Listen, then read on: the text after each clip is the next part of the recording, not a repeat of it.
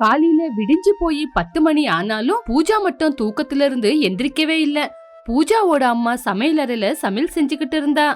ஏ பூஜா, சூரியன் உதயிச்சு நடு உச்சிக்கு வர நேரமாச்சு, எந்திரி. வீட்ல பொட்ட பசங்க விடிஞ்ச பின்னையும் தூங்கிக்கிட்டு இருப்பாங்களா? உனக்கு அறிவில்ல? எந்திரி. இப்படி சமையல் அறைக்குள்ள இருந்து காயத்ரி திட்டிக்கிட்டே இருந்தா. ஆனா பூஜா மட்டும் தூக்கத்துல இருந்து எந்திரிக்கவே இல்ல. அப்பா, இந்த பொண்ணு நாளுக்கு நாளா சோம்பேறியா ஆயிக்கிட்டு வராளே அப்படின்னு சொல்லி பூஜா ரூமுக்கு போய் அவ மேல இருந்து பெட்ஷீட்டை எடுத்தா காயத்ரி. அப்ப பூஜா, அம்மா ஒரு 10 நிமிஷமா, 10 நிமிஷம் தூங்குறமா, கொஞ்ச நேரம் விடுங்கம்மா ப்ளீஸ் அம்மா அப்படி சொல்லி பூஜா அம்மா கையில இருந்து பெட்ஷீட்டை எடுத்து போத்திக்கிட்டா. அப்பல இருந்து 10 நிமிஷம் 10 நிமிஷம்னு 10 மணி வரைக்கும் தூங்கிக்கிட்டே இருக்கே. எப்ப பார்த்தாலும் நீ காலையில 10 மணி வரைக்கும் தூங்கிட்டே இருக்க. அப்படி காயத்ரி பொண்ணை இம்சை பண்ணி எந்திரிக்க வச்சா. அப்ப அங்க வந்த காயத்ரியோட அப்பாவான சுதாகர், காயத்ரி பொண்ணு பாவம், கொஞ்ச நேரம் தூங்கட்டும், எதுக்கு அந்த குழந்தைய இம்சை பண்ணி எழுப்புற? வந்துட்டீங்களா? பொண்ணு திட்டும் போது எங்கப்பா இவளோட அப்பா காணோன்னு பார்த்தேன், அதானே வந்துட்டீங்களே. உங்களால தான் உங்க பொண்ணு இப்படி சோம்பேறியா வளர்ந்துருக்காங்க. என்னது? என்னால நான் கொடுக்கற செல்லத்தாலதான் இந்த பொண்ணு எப்பவுமே இவ்வளவு நேரத்துக்கு எந்திருக்குதா? நீதான் சின்ன வயசுல இருந்து அந்த பொண்ணுக்கு செல்லம் கொடுத்து கொடுத்து இவ்வளவு நேரம் ஆகுது அந்த பொண்ணு எந்திரிக்க. ஆமாங்க, அதெல்லாம் சின்ன வயசுல. இவ்வளோ பெருசா வளர்ந்ததுக்கு அப்புறம் கூட இவ தூங்கின்னு இருந்தா நாளைக்கு மாமியார் வீட்டுக்கு போனா என்ன பண்ணுவா? அம்மா, உங்களுக்கு எவ்வளவு தடவை சொல்லிருக்கேன், எனக்கு கல்யாணம் வேண்டாம், ஒண்ணும் வேண்டாம். அப்படி நான் கல்யாணம் பண்ணிக்கிட்டா இதோ 10 மணி வரைக்கும் என்ன தூங்க விடுறவன தான் கல்யாணம் பண்ணிக்குவேன் அப்படி சொன்னா பூஜா. சரி, நீனு கல்யாணம் பண்ணிக்கிட்டு 10 மணி வரைக்கும் தூங்கு, உன் புருஷன் எந்திரிச்சு சமையல் எல்லாம் செய்யட்டும் அப்படி சொல்லி காயத்ரம்மா மறுபடியும் போய் வேலை செய்ய ஆரம்பிச்சாங்க. இப்படி புருஷன் பொண்டாட்டி 2 பேரும் பூஜாவை ரொம்ப செல்லமா பாத்துக்கிட்டு இருந்தாங்க. கொஞ்ச நாளுக்கு அப்புறம் காயத்ரி, அதுக்கப்புறம் சுதாகர் பூஜாவுக்கு ஒரு வரனை பார்க்க ஆரம்பிச்சாங்க.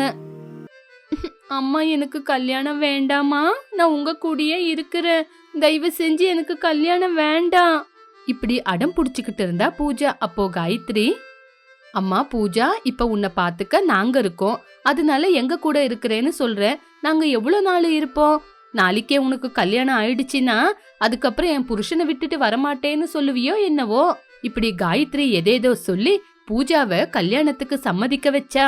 இப்படி கொஞ்ச நாள்லயே பூஜாவுக்கு ராமு அப்படிங்கிற ஒருத்தன் கூட கல்யாணம் செஞ்சு வச்சாங்க. ராமுவோடது பெருசான கூட்டு குடும்பம். ராமுவோட குடும்பம் பெருசா இருந்ததுனால பூஜா பெரிய மருமகளா குடும்பத்தோட பாரத்தை சுமக்க வேண்டியதாச்சு. கல்யாணம் ஆன கொஞ்ச நாள் பூஜா காலையில சீக்கிரமாவே எந்திரிச்சா. அத பார்த்து அவளோட மாமியாரு, அம்மா பூஜா, என்னம்மா காலையில இவ்வளவு சீக்கிரம் எந்திரிச்சு எல்லா வேலையும் செய்யற? பரவாயில்லம்மா, கொஞ்ச நாள் படுத்துக்கோ, நான் செய்யறேன் அப்படின்னு சொன்ன உடனே பூஜாவுக்கு எங்கில்லாத சந்தோஷம் வந்துருச்சு. உடனே போய் படுத்து தூங்குனா. இப்படி கொஞ்ச நாள் வரைக்கும் பூஜாவோட அத்தையான யசோதம்மா எந்த வேலையும் சொல்லவே இல்ல. ஆஹா, என்னோட வீட்டோட மாமியார் வீடு ரொம்ப நல்லா இருக்கு. எல்லாரும் சொல்லுவாங்க கல்யாணம் ஆனதுக்கு அப்புறம் வேலை செஞ்சு செஞ்சு செத்து போயிடுவோன்னு. ஆனா இங்க அப்படி இல்ல. ஆனா இங்க எனக்கு என்ன வேணும்னு சொன்னாலும் ஒரே நிமிஷத்துல எல்லாரும் செஞ்சு கொடுக்கறாங்க. அப்படி யோசிச்சு அந்த வீட்ல அவ ஒரு பெரிய மகாராணின்னு யோசிச்சா. இப்படி கொஞ்ச நாள் ஆனதுக்கு அப்புறம் அவளோட மாமியார் அண்ணன் யசோதா காலையில 5 மணிக்கு பூஜாவோட அறைக்கு வந்து, அம்மா பூஜா, பூஜா எந்திரிமா. இப்படி பூஜாவை எழுப்பின உடனே பூஜா மெதுவா எந்திரிச்சு அந்த பக்கம் இந்த பக்கம் பார்த்து, என்ன அத்தை இந்த நடுராத்திரியில எழுப்புறீங்க? யாருக்காவது ஏதாவது ஆயிடுச்சா? யாருக்கும் எதுவுமே ஆகலமா, 5 மணி ஆயிடுச்சு, எந்திரிமா, வீட்டு வேலை செய்யணும்ல. இப்படி பூஜாவை எழுப்பி வீட்டு வாசலுக்கு கூட்டிட்டு வந்தாங்க. இது என்ன, இத்தனை நாளா எனக்கு காய்கறி கட் பண்ற வேலை கூட கொடுக்கல, இன்னைக்கு பார்த்தா காலையிலேயே எழுப்பிட்டாங்க. எனக்கு தெரிஞ்ச மாதிரி காலையில 5 மணிக்கு எந்திரிக்கிறது இதுதான் முதல் தடவை அப்படி நினைச்சுக்கிட்டே வாசலுக்கு தண்ணி தெளிச்சு கூட்டிக்கிட்டு இருந்தா. இப்படி கூட்டி கூட்டி ஒரு பக்கம் உக்காந்து தூங்க ஆரம்பிச்சா. வாசல் கூட்டிட்டு உள்ள வராததுனால யசோதம்மா, என்ன இவ வாசல் கூட்டிட்டு உள்ள வரவே இல்ல அப்படி யோசிச்சுக்கிட்டே யசோதம்மா வீட்டு வாசல்ல இருந்து வெளியே வந்து பார்த்தப்போ அவ தொடப்பத்தை தலைக்கு வச்சுக்கிட்டு தூங்கிக்கிட்டு இருந்தா. அத பார்த்த யசோதம்மா, பூஜா, என்ன இது உனக்கு இந்த மாதிரி தூக்கம்? வாசப்படியிலே உட்காந்து தூங்குவாங்களா? எந்திரி எந்திரி, வேலை இருக்கு அப்படின்னு எழுப்பின உடனே பூஜா எந்திரிச்சு மறுபடியும் வாசல்ல கூட்டி கோலம் போட்டு அதுக்கப்புறம் இடுப்புக்கு கை வச்சுக்கிட்டு நின்னுக்கிட்டு, ஐயோ அம்மா, என் வாழ்க்கையில இவ்ளோ வேலையை எப்பவுமே செய்யல. என் இடுப்பெல்லாம் உடஞ்சு போச்சு. அப்பா, இந்த மாதிரி வேலை இவங்க எல்லாம் எப்படி செய்யறாங்களோ? போய் கொஞ்ச நேரம் ரெஸ்ட் எடுக்கணும் அப்படி யோசிச்சுக்கிட்டே பூஜா தூங்க போனப்போ, பூஜா, எங்கம்மா போற? வா, வந்து சமையல் செய் அப்படின்னு கூப்பிட்டாங்க யசோதம்மா. அப்போ பூஜா, அத்தை, இப்பதானே வாசல் கூட்டி கோலம் போட்டேன், அதுக்குள்ளேயே சமையல் செய்யணுமா? அதென்ன மருமகளே அப்படி சொல்ற? எல்லாருமே வேலைக்கு போவ நேரம் ஆயிடுச்சு, எல்லாருக்கும் சமையல் செஞ்சு கொடுக்கணும்ல, வா அப்படின்னு கூப்பிட்ட உடனே எதுவுமே செய்ய முடியாம பூஜா போய் சமையல் செய்ய ஆரம்பிச்சா. இப்படி எல்லாருமே டிஃபன் சாப்பிட்டு வேலைக்கு போனாங்க. அப்பா, எல்லாரும் டிஃபன் சாப்பிட்டு வேலைக்கு போயிட்டாங்க. இப்பவாவது கொஞ்ச நேரம் போய் தூங்குறேன். பூஜா போய் பெட்ல படுத்து தூங்குனா.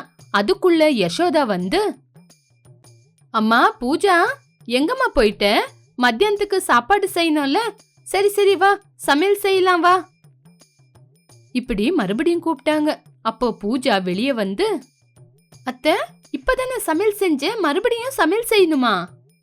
பூஜா, நம்ம காலையில சமைச்சது டிஃபனுமா, இப்ப மத்தியானத்துக்கு கூட அவங்களுக்கு சாப்பாடு சமைக்கணும்ல.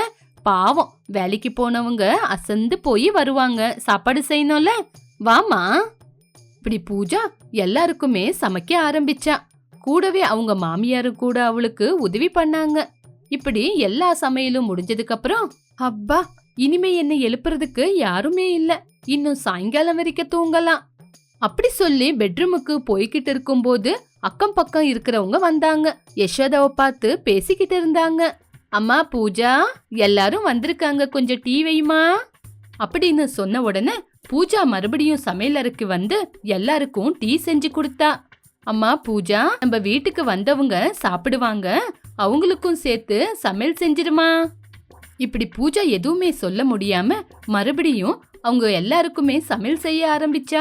இப்படி பூஜா நாள் முழுக்க சமையல் செஞ்சுக்கிட்டே இருந்தா. இப்படி எல்லாருக்குமே சாப்பாடு செஞ்சு கொடுத்து நைட்டு 10 மணிக்கு பூஜா சாப்பிட்டு படுத்து தூங்குனா. மறுபடியும் யசோதம்மா காலையில சீக்கிரமா வந்து பூஜாவை எழுப்புனாங்க. இப்படி கொஞ்ச நாள்லயே பூஜாவுக்கு அவளோட அப்பா அம்மா அவளை எவ்வளவு பாசமா பாத்துக்கிட்டாங்கன்னு யோசனை ஆச்சு. உடனே அழுவ ஆரம்பிச்சா. அத பார்த்த யசோதா கவலைப்பட்டுக்கிட்டு, ஏமா, என்னமா ஆச்சு, எதுக்காக அழுவுற, யாராவது எதானா சொன்னாங்களா அப்படின்னு யசோதா கேட்ட உடனே பூஜா தன்னோட அப்பா அம்மாவை பார்க்கணும்னு சொன்னா. இப்படி யசோதம்மா பூஜாவை அம்மா வீட்டுக்கு அனுப்பி வச்சாங்க. வீட்டுக்கு போன உடனே பூஜா அவங்க அம்மாவை போய் கட்டி புடிச்சுக்கிட்டு, அம்மா, இதுக்கப்புறம் நான் என் புருஷன் வீட்டுக்கு போவே மாட்டேம்மா, அங்க என்ன தூங்க கூட விடாம வேலை சொல்லிக்கிட்டு இருக்காங்க. இப்படி புருஷன் வீட்டுல நடந்த விஷயத்த பூஜா சொன்னா. அப்போ காயத்ரி சிரிச்சாங்க. என்ன ஆனாலும் பூஜாவுக்கு அவளோட கடமைய பத்தி எடுத்து சொல்லணும்னு காயத்ரி அம்மா நினைச்சாங்க. இப்படி பூஜா அவங்க வீட்டுல இருக்கிற வரைக்கும் விடிஞ்சா கூட காயத்ரி அம்மா எந்திரிக்கவே இல்ல. அதுக்கப்புறம் பூஜா எந்திரிச்சு வந்து பார்த்து, இது என்ன, வீட்டுல பொருளுங்கெல்லாம் போட்ட இடத்துல அப்படி அப்படியே இருக்கு, சமையல் கூட செய்யல, அம்மா அம்மா அப்படி சொல்லி காயத்ரி வந்து எழுப்புனா. என்னம்மா, இன்னும் சமையல் கூட செய்யல, எனக்கு ரொம்ப பசி எடுக்குது, வந்து சமையல் செஞ்சு கொடுங்கம்மா. அப்படியா, எனக்கு கூட பசி எடுக்குதுடா அப்படி சொன்ன உடனே சுதாகர் கூட வேலைக்கு போவ எந்திரிச்சு வந்தாரு. என்னங்கப்பா, எந்திரிச்சு சாப்பிடாம கிளம்புறீங்க? அம்மா, எந்திரிச்சு அப்பாக்கு சாப்பாடு ஏதாவது செஞ்சு கொடுங்க. ஏமா, நான் தான் செஞ்சு கொடுக்கணுமா, எனக்கு வீட்டுல ரெஸ்ட் அப்படின்னு இல்லையா? அப்போ பூஜாவுக்கு அந்த வார்த்தை புரியவே இல்ல. இப்படியே 3 நாள் காயத்ரி அம்மா வீட்டுல எந்த வேலையும் செய்யல. அப்போ பூஜா அம்மாவை பார்த்து, அம்மா, உங்களுக்கு என்னம்மா ஆச்சு, எதுக்காக நீங்க காலையில எந்திரிக்க மாட்டேங்கிறீங்க? பாருங்க, வீடு எவ்வளவு அசிங்கமா இருக்கு, பாவம் அப்பா சாப்பிடாமயே வேலைக்கு போறாரு அப்படி பூஜா சொன்ன உடனே காயத்ரி சிரிச்சுக்கிட்டே, உங்க அம்மா 3 நாள் சமையல் செய்யாததுனால உங்க அப்பா பசியில இருக்கிறாரு, வீடு கூட அசிங்கமா இருக்கு, அப்படி இருக்கும்போது நீ மட்டும் 10 மணி வரைக்கும் தூங்கணும். எந்த வேலையும் செய்யலனா உங்க அத்தை வீடு எப்படி இருக்கும் சொல்லு? 3 நாளைக்கு உங்க அப்பா பசியிலேயே தூங்குனாருன்னா நீ அந்த வீட்டுல வேலை செய்யலனா அந்த வீட்டுல இருக்கிறவங்க எத்தனை நாள் பசியில தூங்குவாங்க? அப்படி காயத்ரி சொன்ன உடனே பூஜாவுக்கு அவளோட பொறுப்புங்க என்னன்னு புரிஞ்சிச்சு. இப்படி பூஜா அன்னையில இருந்து தன்னோட புருஷன் வீட்ல எல்லாருக்கும் சமையல் செஞ்சு கொடுத்து எல்லா வேலையும் செஞ்சு ரொம்ப சந்தோஷமா ஆனந்தமா இருந்தா. வேலையில இருந்து அப்பதான் வீட்டுக்கு வந்தான் பாப்பையா. ஜோபுல இருந்து காசை எடுத்து டேபிள் மேல இருக்கிற ஒரு டப்பால போட்டு குளிக்க போனா.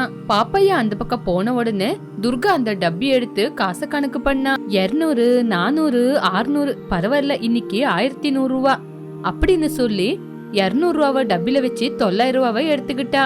பாப்பையா குளிச்சிட்டு வந்து சாப்பாடுக்கு உக்காந்தான். துர்கா சாப்பிட்டு வந்து பக்கத்துல உக்காந்தா. ஏங்க, இன்னைக்கு வியாபாரம் நல்லபடியா நடந்துச்சா? இன்னையில இருந்து பண்டிகையில, அதனாலதான் ரொம்ப பொருளுங்களை வாங்கிட்டு போனாங்க. நீங்க பொருளுங்கன்னு சொல்லும் போதுதான் ஞாபகம் வருது, நம்மளுக்கு கூட கொஞ்சம் பொருளுங்க வேணும், சாப்பிட்டு முடிச்சு கொண்டு வாங்க. சரி. சாப்பிட்டதுக்கு அப்புறம் ஒரு சீட்டை எழுதி அவன் கையில கொடுத்தா துர்கா.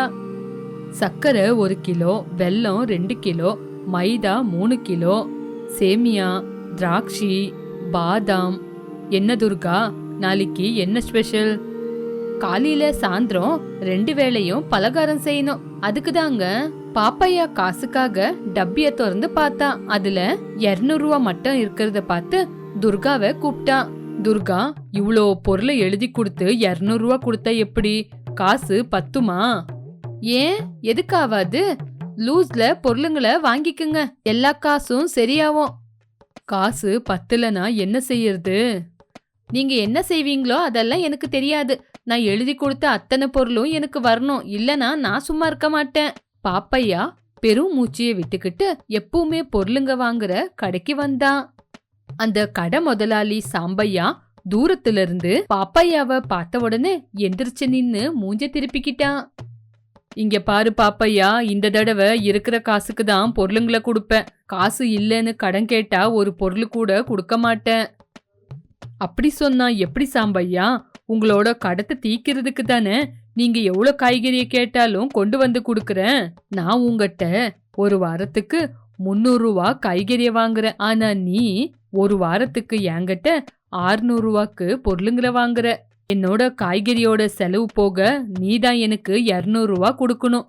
முதல்ல அந்த 200 ரூபா கொடுத்துட்டு மத்த பொருளுங்களை வாங்கிட்டு போ. சாம்பா, நீயே அப்படி சொன்னா எனக்கு யாருதான் உதவி செய்வா? இங்க பாரு, நீ அப்படி கேட்டா என்னால இல்லன்னு சொல்ல முடியாது. தயவு செஞ்சு என்கிட்ட கடன் கேட்காத. உன் பொண்டாட்டி எப்படி காசு கொடுக்காம கணக்கு கேக்குறாளோ அதே மாதிரி என் பொண்டாட்டி கூட காசை வசூல் பண்ணலனா என்ன விடமாட்டா. நீ கூட என்ன கொஞ்சம் புரிஞ்சுக்கோ. சரிப்பா, 200 ரூபாக்கு என்ன பொருளுங்க வருதோ அது கொடு. முதல்ல மைதா, வெல்லம், எண்ணெய் கொடு போதும். 2 லிட்டர் எண்ணெய் 150 ரூபா, வெல்லம் 30 ரூபா, மைதா கூட 30 ரூபா, மிச்சம் 20 ரூபா தான் இருக்கு. அதுக்கு என்ன வேணும்? டீ தூளு கொடு. பொருளுங்களை வாங்கிக்கிட்டு பாப்பையா வீட்டுக்கு போனா. துர்கா பொருளுங்களை பார்த்து மூஞ்சி தூக்கி வச்சுக்கிட்டா. எனக்கு தெரியுங்க நீங்க பொருளுங்களை வாங்கிட்டு வருவீங்கன்னு. நீ என்னவோ காசு கொடுக்க மாட்டேங்கிற, சாம்பையா கடன் கொடுக்க மாட்டேங்கிறாரு. அப்படி இருந்தா இந்த பொருளுங்களையும் குறைவா வாங்கிக்கிட்டு மிச்ச பொருளையும் வாங்கிட்டு வந்திருக்கலாம்ல. அப்படி வாங்கிட்டு வந்தா எதுக்காக குறைவா பொருளுங்களை வாங்கிட்டு வந்தேன்னு கேப்ப. எந்த கல்லா இருந்தா என்ன, அடி எனக்கு தானே விழுவுது.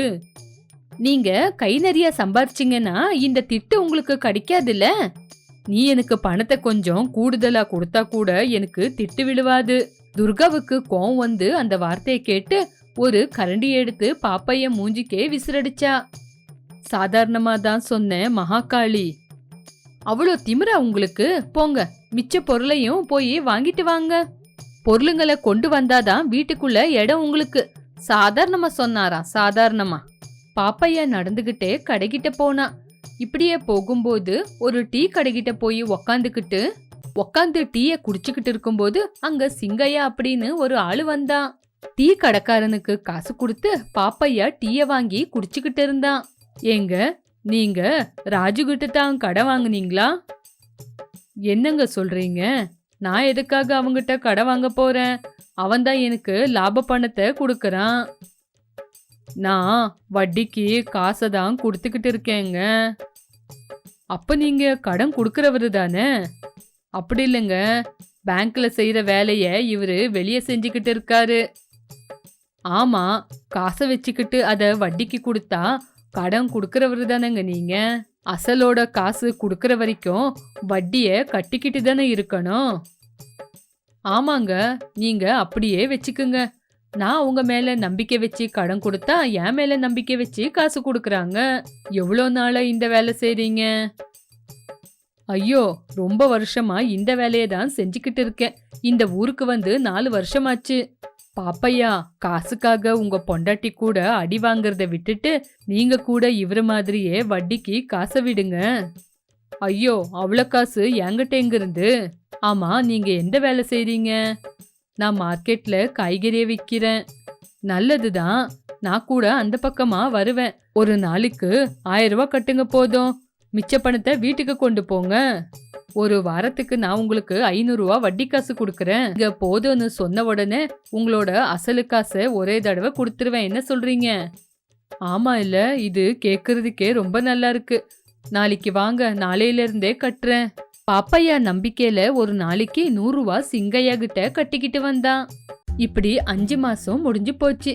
சிங்கையா மாசத்துக்கு 500 ரூபாவை கொடுத்தான். இப்படி பாப்பையா எல்லா விஷயத்த துர்காவுக்கு தெரியாத மாதிரி பாத்துக்கிட்டான். இப்படி சிங்கையா ஒரு நாள் பாப்பையாவோட கடைக்கு காசுக்காக வந்த போது துர்காவோட ஸ்நேகிதி பக்கத்து வீட்டவங்க காய்கறிக்காக அங்க வந்தாங்க. பாப்பையா கிட்ட இருந்து சிங்கண்ணா காசை வாங்குறத பார்த்து துர்கா கிட்ட போய் சொல்லி கொடுத்தாங்க. உன் புருஷன் உனக்கு தெரியாம என்னவோ செய்யறாருடி.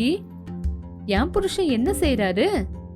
யாரோ ஒரு ஆளுக்கு 100 ரூபாய் கொடுக்கறத என் கண்ணால பார்த்தேன். 100 ரூபாவா? எதுக்காக கொடுத்தாங்க? ஆமா, இப்படி சும்மா கொடுக்கறதுக்கு கஷ்டப்பட்டு வேலை செய்யணும் தானே. நீங்க என்ன அவ்வளவு பெரிய பணக்காரங்களா? வரட்டும் வரட்டும், சாயங்காலம் வீட்டுக்கு வரட்டும், அப்ப காட்டுறேன். துர்கா வாசப்படியில அந்த பக்கம் இந்த பக்கம் சுத்திக்கிட்டு இருந்தா. பாப்பையா வீட்டுக்கு வந்தான். வந்த உடனே ஆரம்பிச்சிட்டா துர்கா. எத்தனை நாளா நடக்குது இந்த கணக்கு? எந்த கணக்க பத்தி கேக்குற? அப்போ எனக்கு தெரியாம எவ்வளவு கணக்க வச்சிருக்கீங்க? காய்கறி கடையை விட்டா நான் எந்த வேலையும் செய்யல. அப்போ எதுக்காக அந்த ஆளுக்கு பணத்தை கொடுத்தீங்க? நான் யாருக்கு கொடுத்தேன்? பொய் சொல்லாதீங்க, நானே என் கண்ணால பார்த்தேன். இன்னைக்கு நான் கடைக்கு வந்தேன், அப்பதான் அந்த விஷயத்த நான் தெரிஞ்சுக்கிட்டேன். அப்போ எனக்கு தெரியாம எல்லா விஷயத்தையும் செய்யணும்னு நினைக்கிறீங்களா? அப்போ பாப்பையா தன்னோட மனசுக்குள்ள சிங்கையாவுக்கு காசு கொடுக்கறத பாத்துட்ட போல.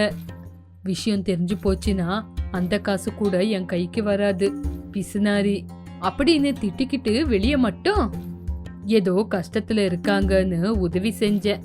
தானம் பண்றது கூட தப்பா? தானம் அப்படின்னா 10 ரூபாய் 20 ரூபாய் கொடுப்பாங்க, 100 ரூபாய் கொடுப்பாங்களா? பாவம், அவங்க இல்லாதவங்க. எப்படியும் கஷ்டப்பட்டு குழந்தைங்கள பாத்துக்கணும்ல. சரி, இன்னையில இருந்து நீங்க சம்பாதிக்கிற பணத்தை அப்படியே வீட்டுக்கு கொண்டு வரணும். தானம் தர்மம் பண்றதுக்கு நீங்க பணக்காரங்க இல்ல. சரிடி. துர்கா அந்த பேச்சு அப்படியே விட்டா கூட அவ மனசுக்குள்ள சந்தேகமா இருந்துச்சு. பாப்பையா தப்பிச்சுக்கிட்டேன் அப்படின்னு சந்தோஷப்பட்டான். இப்படி ஒரு வாரத்துக்கு அப்புறம் பாப்பையா அவன் கடையில உக்காந்து இருக்கும் போது துர்கா கடை வெளியே இருந்து அவனை பாத்துக்கிட்டு இருந்தா.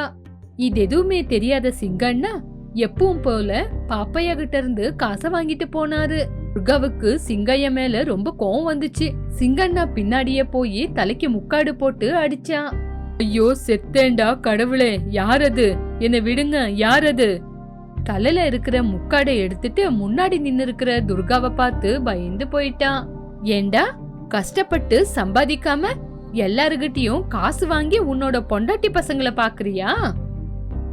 நான் எங்கம்மா வாங்கி தின்னேன்?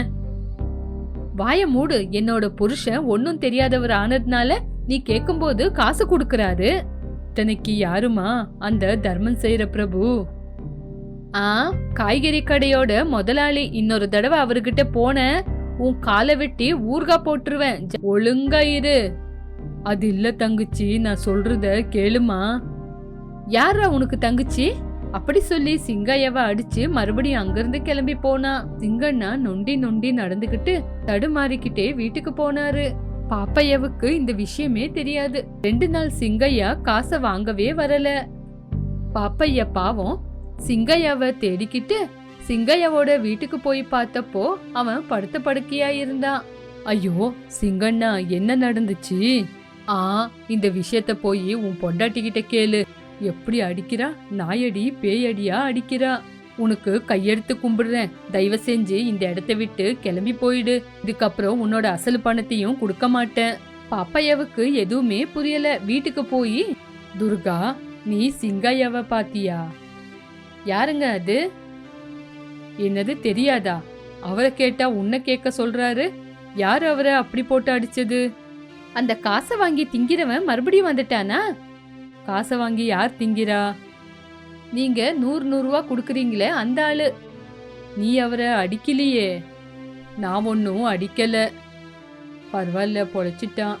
சுடுகாட்டுக்கு அனுப்பிடுவேன். ஆ, இன்னும் கொஞ்ச நாளைக்கு அவனுக்கு எந்திரிக்க முடியாத மாதிரி கை காலுக்கே கொடுத்துருக்கேன். ஆ, அவரு நம்மளுக்கு நல்லதையே செய்ய வந்தவரடி.